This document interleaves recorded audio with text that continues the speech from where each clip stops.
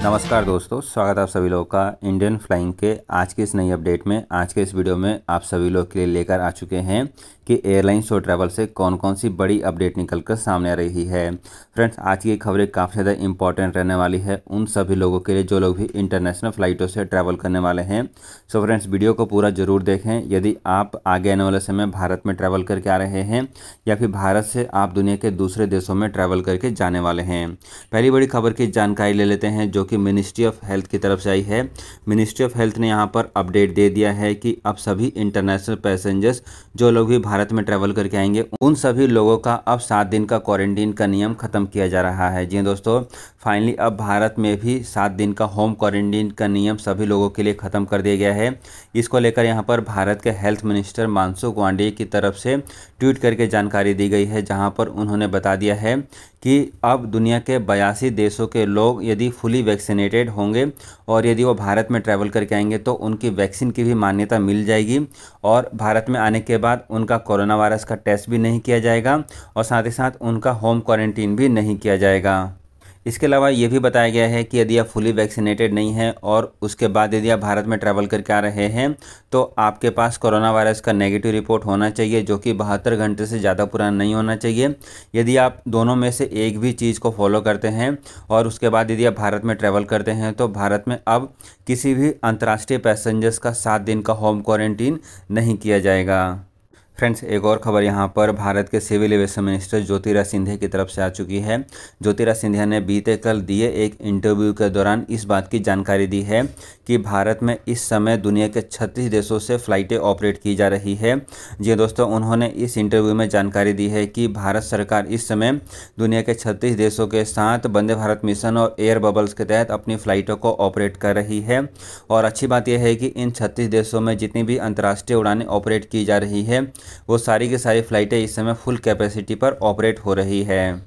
उन्होंने इस बात की भी जानकारी दी है कि अब धीरे धीरे हालात सामान्य हो रहे हैं और एक बार यहाँ पर हालात ठीक हो जाते हैं, दुनिया के दूसरे देश भारत से अपनी फ़्लाइटों को चालू करने के लिए तैयार हो जाते हैं तो भारत सरकार भी उन देशों से अपनी फ़्लाइटों को अवश्य ही चालू करेगी।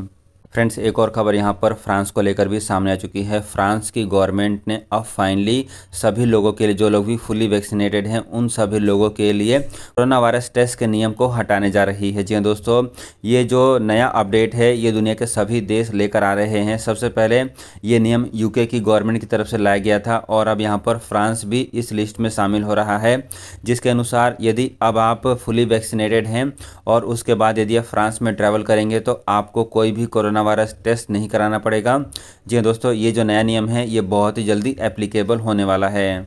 इन सब के अलावा फ्रांस की गवर्नमेंट के द्वारा जितने भी कोरोना वायरस से जुड़े हुए रिस्ट्रिक्शन लागू किए गए थे उन सभी रिस्ट्रिक्शन को भी हटा रही है, जैसे कि नाइट क्लब को ओपन करना। इसके साथ साथ और भी दूसरे नियमों को फ्रांस की गवर्नमेंट अब हटा रही है। इन सब के अलावा फ्रेंड्स, एक और खबर यहाँ पर स्पाइसजेट से भी सामने आ रही है। स्पाइसजेट जिसके पास एक बहुत ही पुराना ड्यू सेटलमेंट पेंडिंग था, जिस कारण से ये मामला सुप्रीम कोर्ट तक भी जा पहुंचा था और यहाँ तक कि हाई कोर्ट ने स्पाइसजेट को इंसॉल्वेंट होने तक की बात कही थी। लेकिन अब यहाँ पर फाइनली स्पाइसजेट से अच्छी खबर सामने आ रही है कि स्पाइसजेट ने ये पैसा अब चुका दिया है। जी हाँ दोस्तों, यहाँ पर तकरीबन 600 करोड़ रुपये जो है स्पाइसजेट के द्वारा दिया जा रहा है, जिसके बाद अब स्पाइसजेट के शेयरों में बढ़ोतरी देखने को मिल रही है। स्पाइसजेट का शेयर जो इससे पहले 60 रुपये पर ट्रेड हो रहा था वो बढ़कर अब 63 रुपये के ऊपर ट्रेड हो रहा है। फ्रेंड्स, एक और खबर यहाँ पर श्रीलंका से सामने आ रही है। श्रीलंका की गवर्नमेंट अब सभी लोगों के लिए जो लोग भी श्रीलंका में ट्रैवल करके जा रहे हैं उनके लिए वीज़ा ऑन अराइवल की फैसिलिटी लेकर आ चुकी है। जी हाँ दोस्तों, ये जो रूल्स है ये रूल्स यहाँ पर श्रीलंका की गवर्नमेंट ने सभी लोगों के लिए लागू कर दिया है। इसके साथ साथ ये भी बोला गया है कि आप ऑनलाइन भी इसके लिए अप्लाई कर सकते हैं। आपको बता दें कि श्रीलंका की गवर्नमेंट ने सभी लोगों के लिए अपने इंटरनेशनल बॉर्डर को ओपन कर दिया है और जितने भी टूरिस्ट हैं यदि वो श्रीलंका में घूमने के लिए जाना चाहते हैं वो सभी लोग ट्रैवल कर सकते हैं। इन सब के अलावा फ्रेंड्स, एक और खबर यहाँ पर स्वीडन से भी सामने आ चुकी है। स्वीडन के गवर्नमेंट के द्वारा अब सभी यूरोपियन देशों के साथ ट्रैवल रिस्ट्रिक्शन को ख़त्म कर दिया गया है। इससे पहले स्वीडन में भी ये नियम था कि यदि आप एक यूरोपियन देश से स्वीडन में ट्रैवल करके जाएंगे तो आपको कोरोना वायरस का नेगेटिव रिपोर्ट और भी दूसरे नियमों का पालन करना जरूरी है। लेकिन अब यहाँ पर यदि आप फुली वैक्सीनेटेड हैं और एक यूरोपियन देश से दूसरे यूरोपियन देश या फिर आप स्वीडन में एंट्री करते हैं तो अब आपको कोरोना वायरस नेगेटिव रिपोर्ट या फिर दूसरे रिस्ट्रिक्शन का पालन करने की ज़रूरत नहीं है। फिलहाल के लिए ये जो नियम है, ये नियम केवल यूरोपियन देशों के लिए ही लागू किया गया है। यदि आप भारत से ट्रैवल करते हैं या फिर दुनिया के दूसरे देशों से ट्रैवल करके जाएंगे तो अभी भी आपको स्वीडन में जाने के बाद दूसरे ट्रैवल रिस्ट्रिक्शन का पालन करना ज़रूरी है।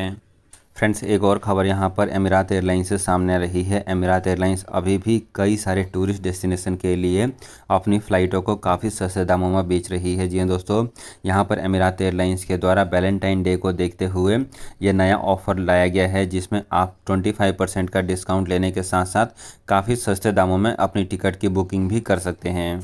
इस समय एमिरात एयरलाइंस यूरोप, एशिया और दुबई जैसे लोकेशंस में काफ़ी सस्ते दामों में अपनी टिकट को बेच रही है।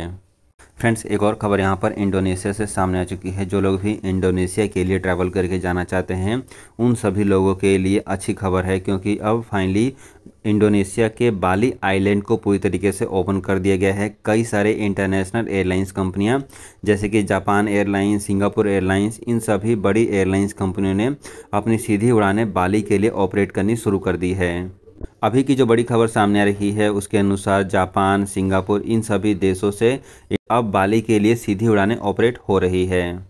फ्रेंड्स, आगे बढ़ते हैं और एक और ख़बर यहाँ पर जेट एयरवेज से जान लेते हैं। जेट एयरवेज जो कि अपनी इंटरनेशनल फ़्लाइटों को मार्च महीने में चालू करने की तैयारियां शुरू कर रहा है।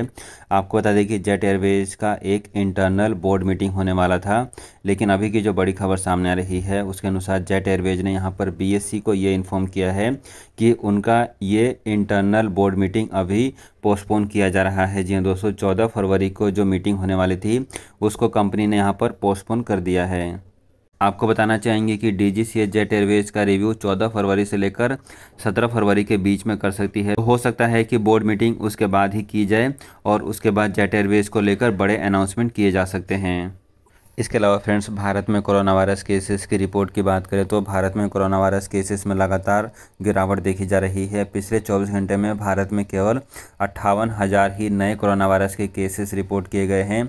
इसके अलावा पिछले 24 घंटे में 657 लोगों की जानें कोरोना वायरस से जा चुकी है। सो फ्रेंड्स, कुल मिलाकर अच्छी खबर यह है कि कोरोना वायरस के केसेस भारत में कम हो रहे हैं और यही एक बड़ा कारण है कि भारत सरकार अब धीरे धीरे इंटरनेशनल फ़्लाइटों को काफ़ी बड़े लेवल पर ऑपरेट करना शुरू कर रही है।